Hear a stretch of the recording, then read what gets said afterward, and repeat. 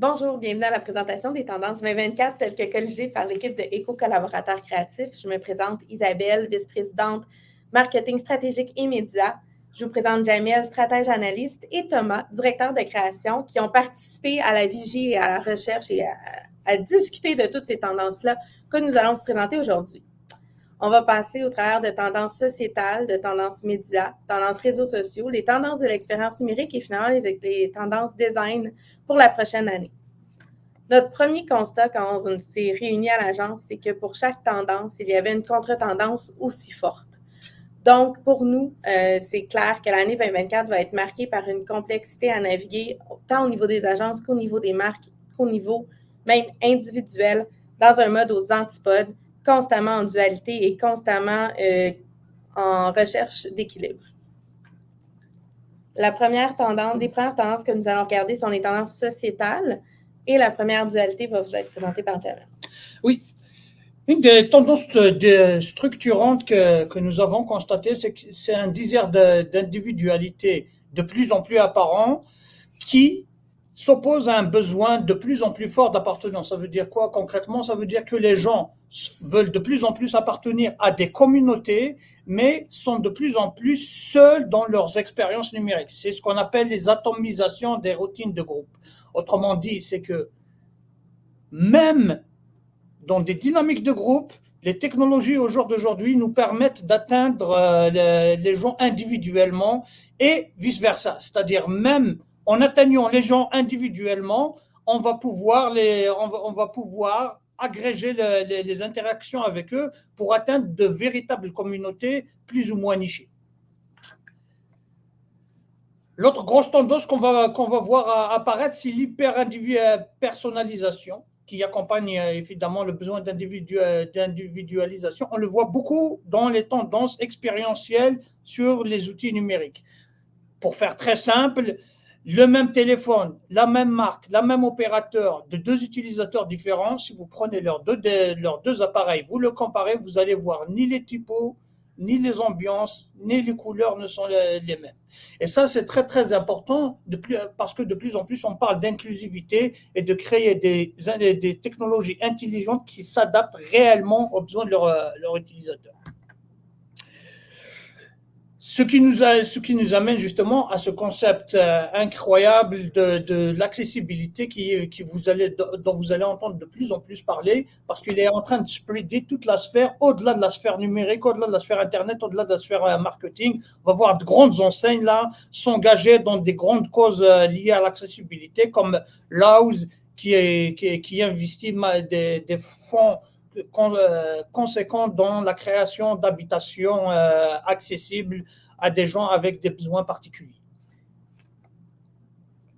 On entend aussi parler de plus en plus de campagnes intersectionnelles. Quand on parle d'accessibilité, quand on parle d'individualité, maintenant, on le sait, chaque communauté désire être vue, désire être entendue, ce qui est une très bonne chose. Et des marques qui le font bien sont des marques qui ne le font pas seulement à l'intérieur de leur communication, mais des marques qui vont inclure l'intersectionnalité, l'accessibilité à différentes communautés à l'intérieur même de leurs opérations.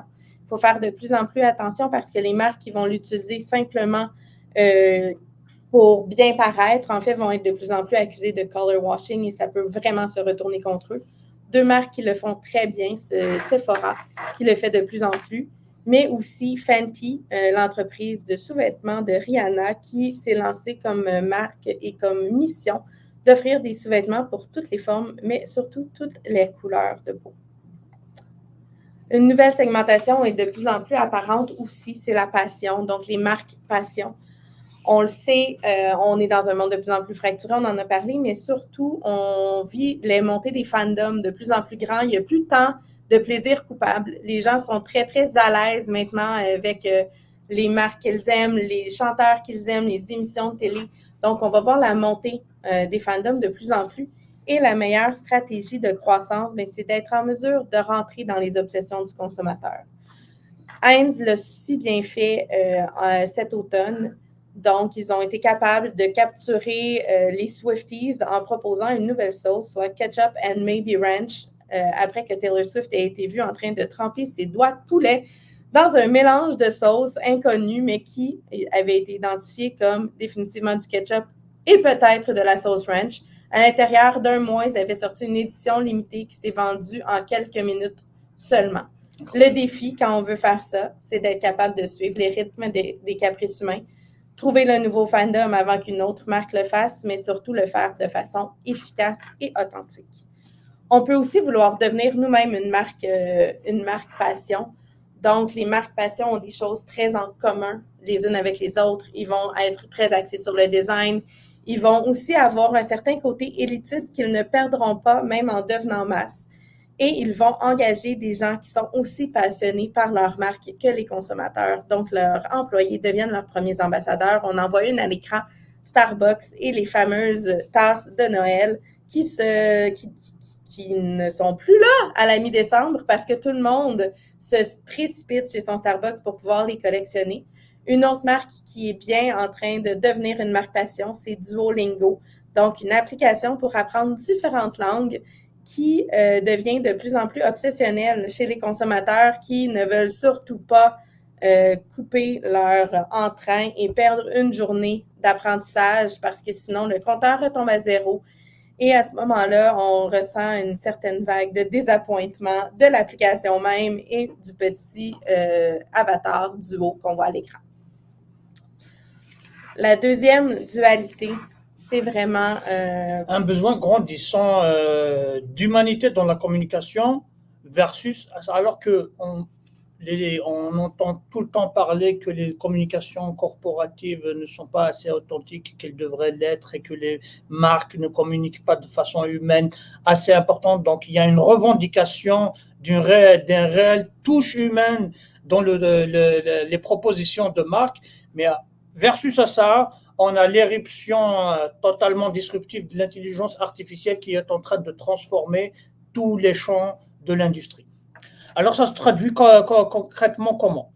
D'abord, la touche humaine devient un premium. C'est-à-dire, si on arrive à proposer des expériences qui mixent à la fois technologie de pointe et touche humaine, ben, ça crée des solutions gagnantes qui peuvent marquer les esprits. Le meilleur exemple, c'est Be My Eyes, qui est une application d'assistance aux personnes déficientes visuellement. L'idée de cette plateforme-là, justement, c'est d'embarquer des bénévoles qui vont servir deux yeux à des consommateurs malvoyants dans des espaces d'achat, des supermarchés ou des magasins de vêtements. Donc c'est très simple. L'utilisateur va cliquer, va utiliser son application pour contacter un bénévole qui, lui, va lui décrire ce qu'il devrait voir à travers l'application. Donc, ça, c'est un des mix spectaculaires qu'on a vu ces derniers temps émerger et c'est vraiment aux États-Unis, ça commence à faire une petite hype, cette application-là. L'autre chose qu'on va voir arriver, et là on est dans la pure intelligence artificielle, c'est les technologies conversationnelles de plus en plus crédibles, à tel point qu'on pense à réglementer ça très vite et très sérieusement. Mais dorénavant, les expériences numériques vont être de plus en plus conversationnelles. On va de plus en plus parler aux technologies qui vont nous servir des réponses et qui vont nous servir des solutions. Ce qu'on voit aussi émerger, c'est-à-dire qu'il y a tellement la pression des technologies en intelligence artificielle qui arrive que tous les joueurs de l'industrie, notamment en marketing et notamment chez Eco, commencent à se constituer des équipes soit spécialisées, soit ad hoc, qui vont prendre à bras le corps et qui vont prendre en charge les enjeux de l'intelligence artificielle, que ce soit en termes de solutions clients, que ce soit en termes d'enjeux éthiques et que ce soit en termes de processus interne de travail. D'ailleurs, chez Eco et de plus en plus de nos clients, ils sont là-dedans en ce moment et on essaie de les accompagner. La troisième dualité qu'on a identifiée au niveau des tendances sociétales, c'est vraiment une demande de durabilité de plus en plus importante.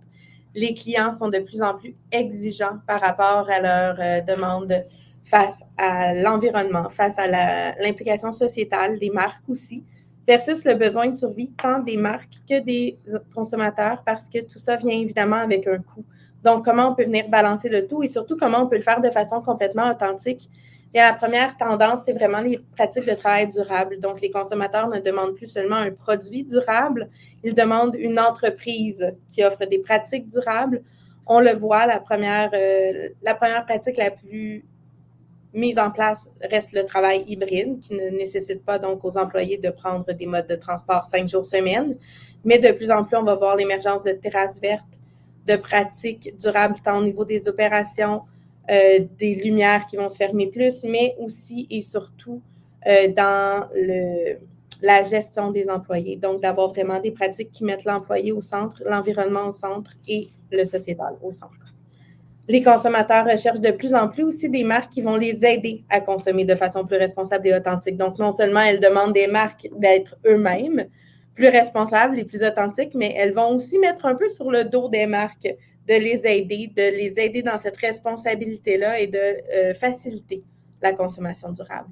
Une belle façon de faire ça, c'est la mise en place de marketplaces de seconde main, donc qui peuvent être soit faits en ligne, comme Woman, c'est une marque de la ville de Québec qui a été parmi l'une des premières, même avant même des grands géants de la mode, à mettre en place une plateforme qui permet aux consommateurs d'entrer en contact les uns avec les autres pour revendre les produits de la marque, mais même aussi sur place, comme IKEA, qui met de l'avant des pop-up shops live de produits uniquement de seconde main. Et d'ailleurs, d'ici 2030, IKEA a mis en place une mission pour que chacun de ces produits ait une deuxième vie, donc soit conçu à la base pour avoir une deuxième vie. Donc, c'est des marques qui vont aider les consommateurs à se mettre en commun pour assurer aussi une certaine authenticité, mais une certaine sécurité à l'échange de produits et à assurer qu'on rachète réellement les produits de la marque. L'autre tendance subséquente, c'est l'éco-conception et le design et l'accent mis de plus en plus sur le design éthique. Alors, qu'est-ce que ça veut dire concrètement et comment ça se traduit? D'abord, au niveau numérique, on se rend compte que 4% des gaz à effet de serre sont imputés à l'industrie du web et 4,6 grammes de CO2 sont générés par page pour un site web. Ça a l'air de rien, mais c'est quand même énorme quand on sait que quelque chose qui semble être virtuel et dématérialisé peut, à travers l'infrastructure qui l'héberge, être assez polluant. Donc, il y a une prise de conscience de ce phénomène-là de plus en plus important.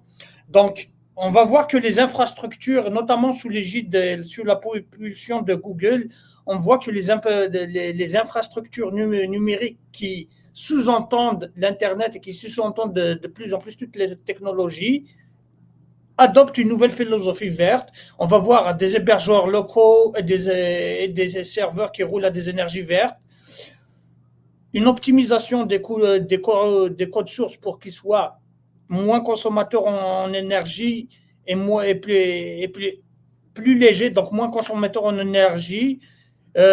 Limiter les requêtes à l'essentiel, là ça semble un peu technique, mais l'idée c'est que quand un ordinateur répond à une demande, il essaie de la répondre de la façon la plus optimale et la plus rapide possible, épurer le design et éviter le trop-plein d'animation inutile. C'est pour ça que vous allez voir que les très grands joueurs des GAFA ont un design de plus en plus simple, de moins en moins fancy, mais avec une identité évidemment forte.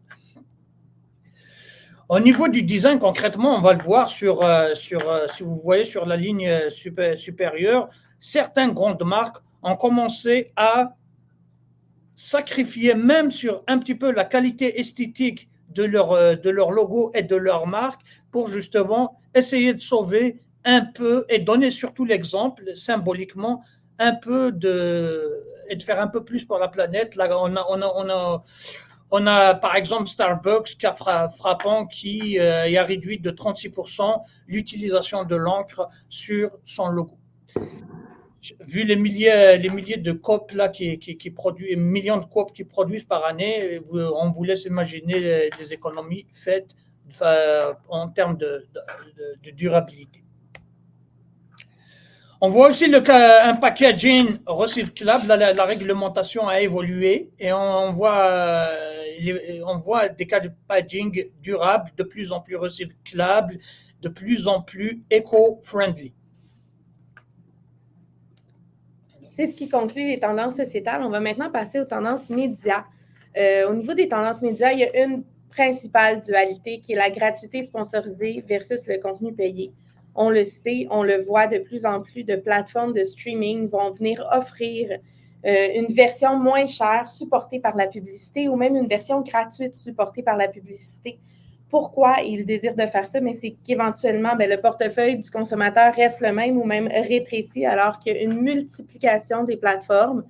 Ce qui a amené le consommateur à changer un petit peu son attitude par rapport justement au rôle de la publicité dans la consommation de contenu, à y voir une certaine valeur à la publicité, donc de pouvoir se voir offrir du contenu de valeur gratuitement, ce qu'on a appelé la gratuité sponsorisée, car elle reste tout de même supportée par la publicité, versus quelle plateforme le consommateur choisira de payer.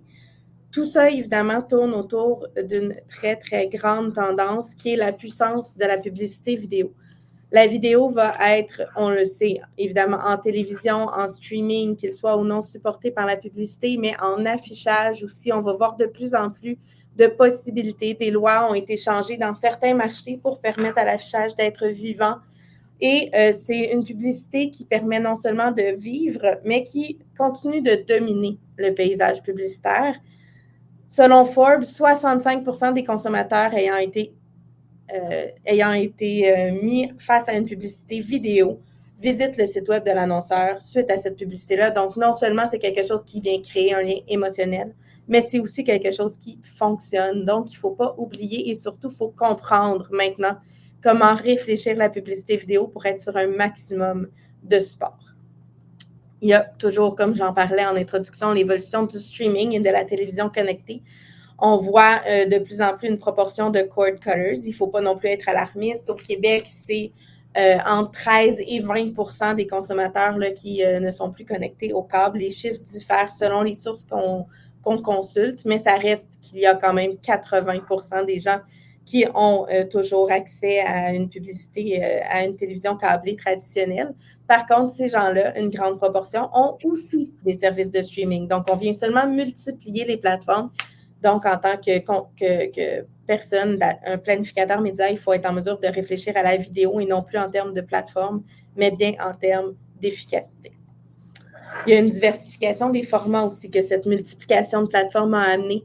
Les formats sont de plus en plus shoppable, vont être de plus en plus directement connectés au panier d'achat, particulièrement sur la télévision connectée. On voit l'exemple ici de Hulu, qui, en collaboration avec Walmart, a créé les guides d'achat de différentes personnalités. On peut voir Barbie, mais on peut aussi voir Patrick Mahomes et, si je ne me trompe pas, Olivia Rodrigo. Mais peu importe, ils ont fait des dizaines de guides d'achat qui étaient directement shoppables à même la plateforme.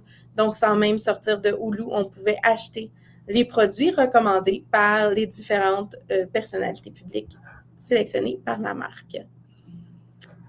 Finalement, on parle beaucoup de streaming, on parle beaucoup de télévision connectée, mais il ne faut pas oublier la force du linéaire qui a été démontrée dans une étude récente qui comparait l'impact d'un contenu sorti simultanément sur les plateformes sur demande et sur la télévision linéaire versus une campagne qui va être ou un contenu qui va être lancé en priorité sur les plateformes sur demande, comme on le voit souvent. De plus en plus de contenus vont être exclusivement lancés sur les plateformes payantes des réseaux de télévision pour être un an après être lancés à la masse. Ce qu'on peut voir, c'est que de combiner les deux va vraiment aller chercher une portée beaucoup plus rapide et cette portée-là va durer dans le temps. Donc, il y a vraiment une force d'amplification du linéaire qu'il ne faut pas négliger et qu'il ne faut pas oublier quand on fait nos planifications médias.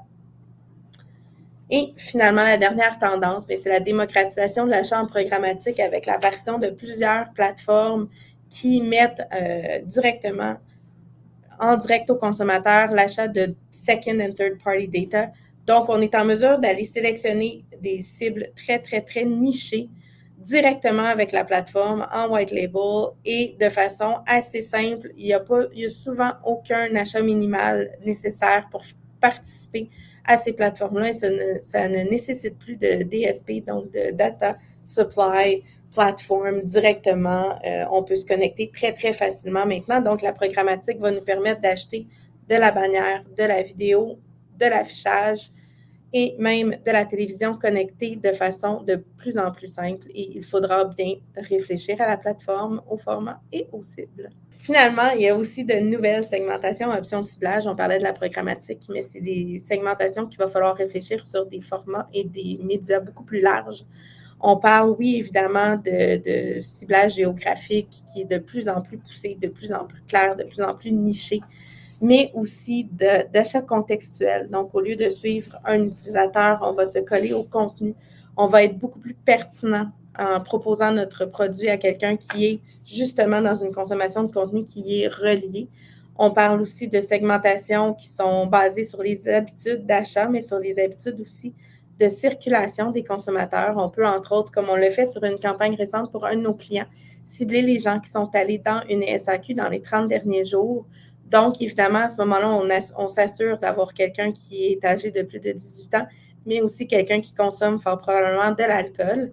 On peut aussi utiliser des données croisées pour vraiment venir trouver de nouveaux segments, de nouvelles opportunités de communication, comme Pelmorex, qui offre entre autres maintenant, basé sur quelques données météorologiques, l'option migraine pour ciblage de journée publicitaire.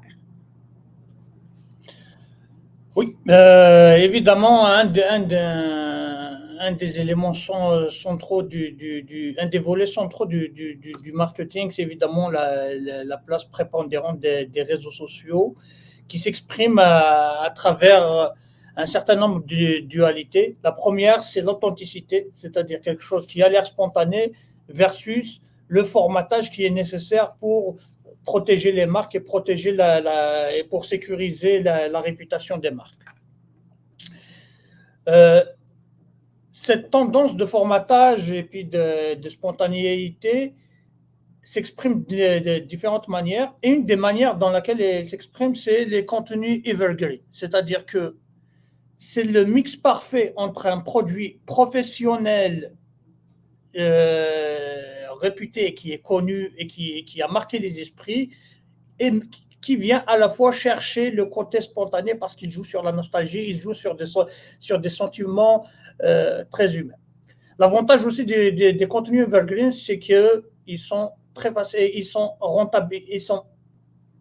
très rentables parce que c'est souvent des contenus qui ont été produits il y a 20, 30 ans, etc., qui peuvent vivre encore très longtemps. Donc souvent, leur coût de production et de diffusion est très minimal et on sait tous combien il est cher de produire du contenu. Donc, tous les contenus qui jouent sur la nostalgie et qui essayent de rester dans une forme d'intemporalité vont à la fois gagner en qualité parce qu'ils ont été déjà formatés au préalable, mais aussi en authenticité parce qu'ils vont aller toucher quelque chose chez les gens. Par exemple, des recettes de cuisine, on est dans le sentiment de plaisir, un sentiment intemporel qui peut perdurer dans le temps comme contenu. Mais là, on parle par exemple d'un cas spectaculaire. Vous voyez sur le catalogue Roku que les séries les plus vues sur le catalogue Roku, c'est toutes des séries qui datent d'au moins 25 ans. Colombo, etc. À part Two Broke Girls, qui est quand même un petit peu plus récent. Ouais, une vingtaine d'années peut-être, non? Non, un peu moins que ça, mais c'est pas grave. Mais c'est quand même, il n'y a rien de récent à ce niveau-là. Ouais. Une autre façon aussi de faire du contenu authentique, c'est vraiment les photodumps. Les photodumps, on peut les faire de deux façons. La première, c'est d'avoir vraiment un montage en story qui va venir sur une slide vraiment de façon dynamique, présenter diverses facettes d'une même émotion, ou en feed, donc de vraiment venir domper, excusez-moi le côté trop familier, mais venir domper des photos qui n'ont pas été retouchées, qui n'ont pas été nécessairement curated pour venir exprimer un moment, un week-end, un road trip, une fin de semaine, un état d'esprit à l'intérieur d'un même post. Donc, c'est quelque chose qu'on voit beaucoup les influenceurs faire, très peu les marques. C'est ce qui va être intéressant en 2024, de voir comment les marques vont venir s'approprier cette tendance-là du photodump. Au niveau du marketing d'influence, il y a vraiment une évolution des partenariats qui sont dirigés vers l'engagement plutôt que seulement vers la visibilité. Donc, on va voir de plus en plus de marques faire des campagnes avec des micros et des nano-influenceurs qui ont des audiences plus petites, mais des audiences plus engagées, qui vont mettre aussi l'accent sur l'authenticité et la pertinence. Donc, on va moins voir de grandes campagnes avec des stars influenceurs seulement pour avoir un 2, 3, 4 millions d'impressions très rapides. On va plutôt multiplier les influenceurs pour avoir des messages beaucoup plus nichés, beaucoup plus pertinents et beaucoup plus personnels. Finalement, une autre tendance, c'est la gestion de communauté, qui est un métier en ascension. Depuis quelques années, on voit le côté professionnel de la gestion de communauté. Beaucoup de gens s'improvisaient gestionnaires de communauté, mais on voit que les marques qui s'en sortent très, très bien sont celles qui ont choisi de mettre l'accent et de mettre l'investissement nécessaire pour avoir de bons gestionnaires de communauté. On n'a qu'à penser à l'exemple d'Hydro-Québec ou de Maxi qui ont choisi des gestionnaires de communauté qui entrent évidemment en lien direct avec la tonalité de la marque sur l'ensemble des plateformes pour venir multiplier les points de contact et faire vraiment comme si la marque était derrière la réponse, en fait, là, des différents commentaires. L'autre grosse tendance qui perdure et puis qui prend de l'ampleur, c'est ce qu'on appelle le FOMO, c'est-à-dire la peur de rater quelque chose, et puis la notion de bien faire les choses. Fondamentalement, c'est-à-dire la nécessité de l'immédiateté, de produire du contenu qui se consomme très vite et qui colle à l'actualité et à l'instant présent, versus la réalité qui fait que si un contenu est bon, ben, ça prend du temps de le produire. Et là, on voit exprimer ce paradoxe-là de manière, de plusieurs façons. Par exemple, les contenus riches. De plus en plus, on va voir apparaître, que ce soit en écrit ou que ce soit en podcast, des contenus très, très, très, très lents. Mais vu qu'ils sont pertinents, les gens les écoutent. Le meilleur exemple au Québec, c'est le podcast de Mike Ward qui est le plus écouté au Québec, il n'y a aucun épisode à moins d'1h30. Et puis, si vous avez des comptes LinkedIn, vous allez voir une prolifération des posts très longs, juste avec des textes et des emojis. Une tendance que même LinkedIn n'a pas prévue. C'est-à-dire, quand ils ont créé ça, ils ne pensaient pas que ça allait prendre une telle ampleur. Mais en fait, c'est ces contenus-là qui sont les plus viraux sur LinkedIn en ce moment. Une autre tendance qui est qui reflète très, très bien cette dualité du fear of missing out versus le désir de bien faire les choses, c'est la tendance qui demande aux gens d'en fait de choisir une ou deux plateformes seulement sur lesquelles être présente. Il y a quelques années à peine, on disait aux marques, mais non, soyez sur l'ensemble des plateformes, comme ça, vous allez manquer aucune interaction potentielle avec vos consommateurs. Mais force est d'admettre que faire du bon contenu, ça a un coût et c'est mieux de bien le faire sur une ou deux plateformes qui sont bien visitées par les consommateurs, de créer un peu moins de contenu, mais des bonnes pièces de contenu et d'avoir une bonne stratégie derrière pour pouvoir vraiment faire sa place, plutôt que de vouloir tout faire. Et cette tendance-là est menée par, surprenamment, la génération Z qui eux-mêmes décident de faire le ménage à l'intérieur de leur plateforme sociale pour s'enlever de l'anxiété liée au contenu consommé constamment. Donc, il faut suivre un peu notre cible et surtout bien la comprendre, bien la connaître pour identifier la bonne plateforme. Tout ça est aussi mené par un nouveau rôle chez les réseaux sociaux. Quand les réseaux sociaux ont été pensés, ont été lancés, on parlait de plateformes de dialogue entre les marques et les consommateurs, alors que maintenant, les consommateurs utilisent de plus en plus les plateformes sociales comme engins de recherche. Donc, quand on demande aux jeunes quels sont leurs principaux engins de recherche, ils vont parler de TikTok, ils vont parler d'Instagram, ils vont parler de YouTube, presque à égalité avec Google. Donc, on est vraiment dans un nouveau rôle qui va nous mener à repenser aussi donc nos indicateurs clés de performance. Lorsqu'on va générer du contenu, il faut pouvoir générer du contenu qui va potentiellement répondre aux questions, aux sujets qui vont être recherchés sur la plateforme, mais surtout du contenu qui vont engager différemment. Et c'est comme ça qu'on va voir vraiment la dernière tendance qui est de repenser l'engagement pour aller chercher de la visibilité et des engagements un peu plus riches. Ouais. L'autre,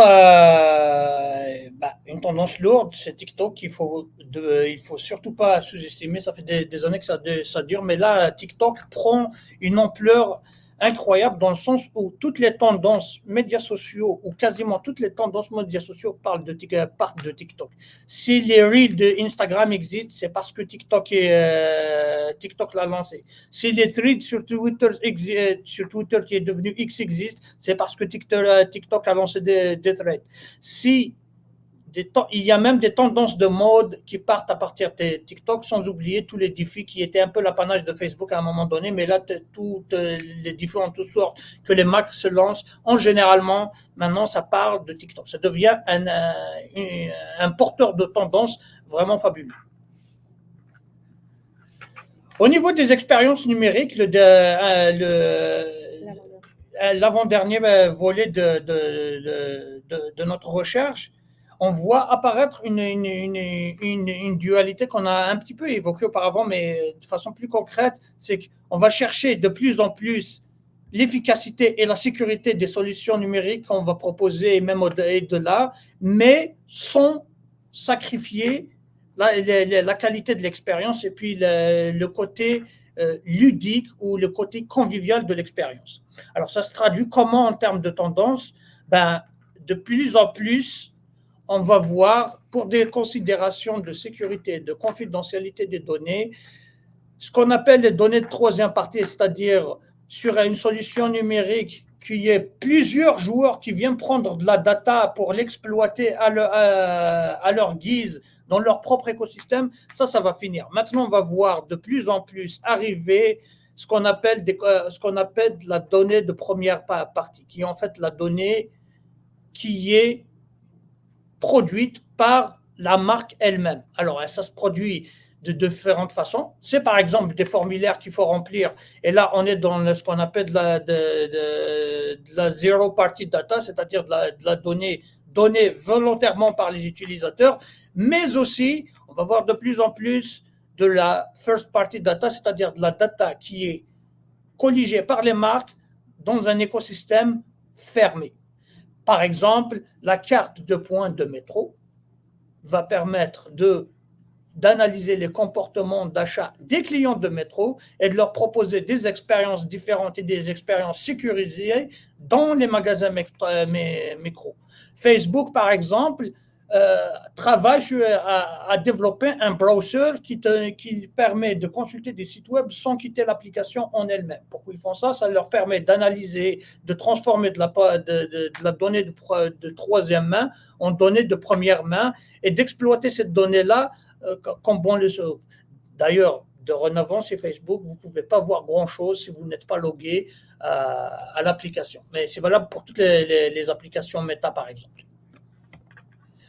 L'autre chose qu'on va voir émerger, et ça c'est aussi bon pour les grandes marques, mais aussi pour les petites marques, c'est l'analyse productive. Il y a quelques années de ça, là, ça prenait vraiment des dizaines de milliers de dollars pour pouvoir faire de l'analyse productive. Maintenant, les principales plateformes d'analyse numérique et de publicité en ligne vont proposer des outils d'analyse prospective qui vont permettre d'anticiper les tendances futures à moyen et à court terme.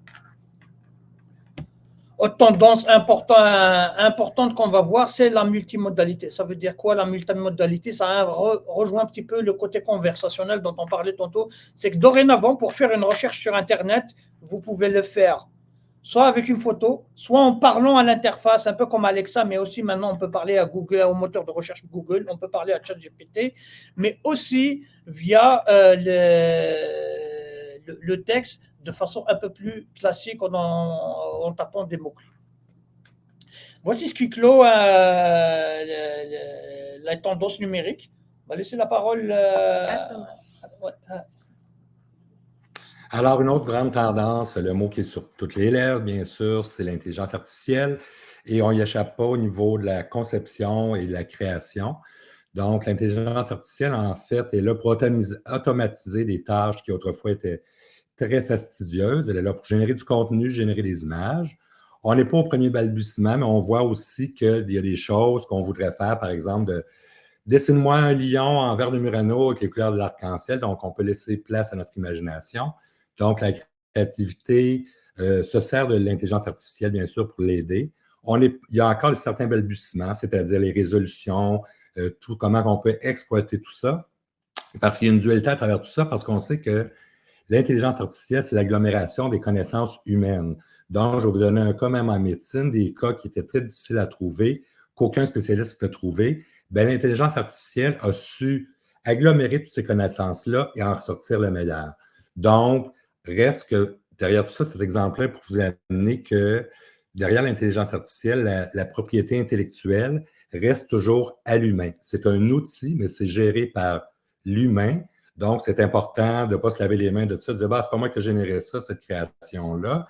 Et bien sûr, ça reste toujours que le fondement du créateur qui est à l'origine de tout ça. Ensuite, une marque qui l'a bien exploité pour l'intelligence artificielle, bien sûr, c'est KitKat. KitKat prenait une pause KitKat. Donc, ils ont dit, tiens, on va prendre une pause.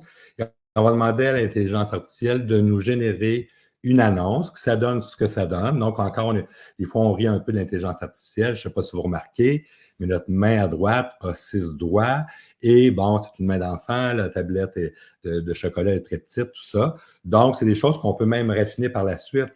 Mais des fois, c'est de voir à quel point on a vu ça, des créations avec 3 jambes, des choses comme ça, où les niveaux des angles ne sont pas nécessairement à point.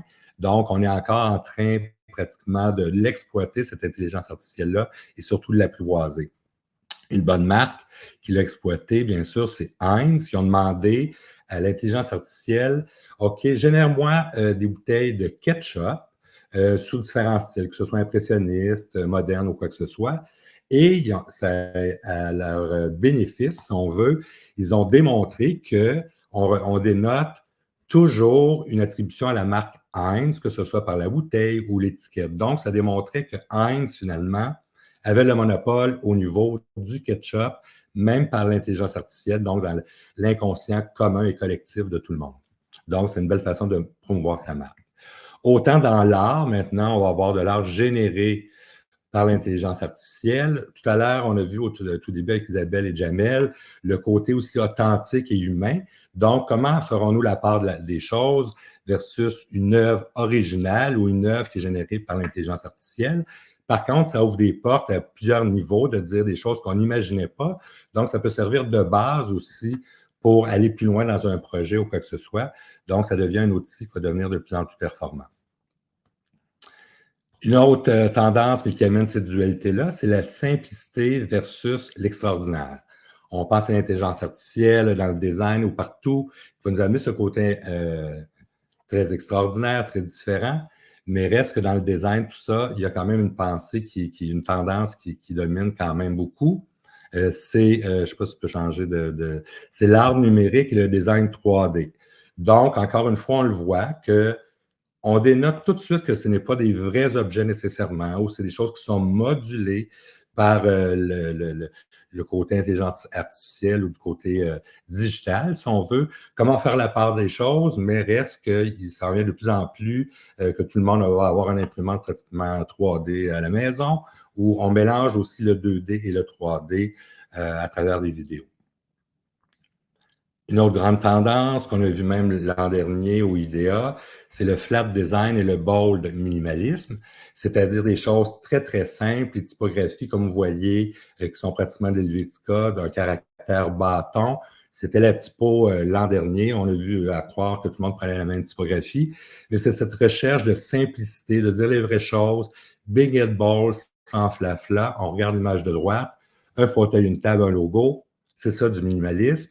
On n'a pas besoin de tant d'extraordinaire. Par contre, on le voit avec la dualité que l'intelligence artificielle va pouvoir nous amener toutes ces modifications-là. Donc, ce sera une tendance de voir la simplicité versus le côté extraordinaire. Autant au niveau des couleurs, les tendances vont vers des couleurs très, très audacieuses, acidulées. On le voit dans le design, encore une fois, très simple, mais les couleurs sont là pour marquer le message aussi. Donc, dans la reconnaissance, évidemment, aussi de la marque, donc des couleurs très punchy. Il y a aussi la venue dans les tendances des dégradés qu'on voit, ou les gradient mesh qu'on appelle. Donc, un dégradé, c'est d'une couleur à un blanc ou une couleur à un noir. Les gradient mesh, c'est en fait des dégradés qui passent par plusieurs couleurs. Donc, encore une fois, pour des fois rendre des choses qui sont plutôt arides en noir et blanc, d'amener avec un petit dégradé comme ça amène cette douceur-là. Une dualité, on a vu les couleurs audacieuses, punchées, tout ça. On vous présente la couleur Pantone, si vous ne la connaissez pas, de 2024. Pantone est un grand joueur dans l'industrie des couleurs, bien sûr, que ce soit pour l'impression, mais qui influence autant la décoration que la mode. Et la nouvelle couleur, ben, c'est un petit beige tout doux, très soft. Donc, c'est peut-être le contrepoids de ces choses-là, big and bold, qu'on a vu. Donc, d'aller chercher cet équilibre-là, finalement, à travers l'évolution de nos communications et des perceptions de ces couleurs-là dans notre quotidien. Une autre tendance aussi qui nous amène à cette dualité-là, c'est la conformité versus l'originalité. Encore une fois, tout le monde veut se démarquer, bien sûr, que ce soit même à travers la typographie, on le remarque beaucoup, de venir personnaliser les typos. Donc, autant auparavant, on a vu, je mentionnais que souvent on retrouvait les mêmes typos. Il y a une tendance maintenant de venir personnaliser, c'est-à-dire de jouer avec des lettres, de triturer, de se donner une personnalité à travers notre message et à travers la typographie. Paradoxalement, ça, on l'a vu dernièrement, l'évolution de l'identité de certaines marques qui sont allées beaucoup dans la simplicité. C'est sûr qu'il y a eu la venue aussi de tous les sites web, tout ça, qui demandaient peut-être une simplification de leur identité. On regarde Terry Mugler, par exemple, ben, en petit script comme ça doit moins bien se lire sur un écran. Alors que si on regarde à droite, il a même ramené ça à Mugler, tout simplement, typo bâton. Si vous regardez le même exercice de Yves Saint-Laurent, de Airbnb, de Pinterest, tout le monde a migré vers une typo beaucoup plus simple, moins personnelle, alors que la tendance s'en vient de plus en plus vers la personnalisation. Fait que là, ici, ce que je vous présente, c'est un peu la force tranquille qui a été probablement avec la venue du web, tout ça, qui a demandé une certaine simplification aussi, mais qui a, comme vous le constatez, qui a enlevé une certaine personnalisation au niveau des marques.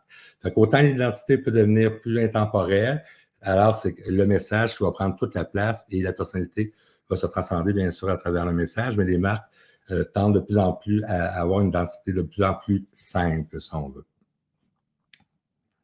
Pourquoi aussi, je vous parlais tout à l'heure du digital, de plus en plus avec les écrans Retina qui ont une meilleure résolution, on va voir l'apparition de la typo serif qui se trouve à droite. Le serif, c'est ces petits empattements-là.